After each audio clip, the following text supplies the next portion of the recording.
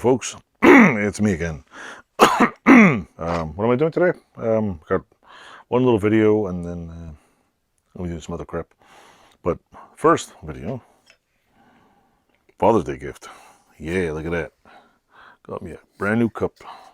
This one's cool because has the little, like the old one, you used to just push it. This one has a little lock. Little Yeti mug. It also, like most people, let me put this down here.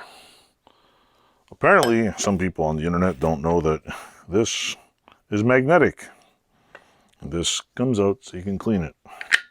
The other interesting thing about this one, it's a twist off. Got some ice in there. I'm drinking some water. No more water in it, but yeah, it's pretty cool. It's you can turn it. Nice mug, keep stuff cool. It was what do you call it? Father's Day gift, and thanks to the wife. Awesome. Woo! That's not to say the what do you call it? The Outlaw Edge cup is no good, but this is, you know, a really nice one too. So stay tuned for more fancy stuff. Toodles.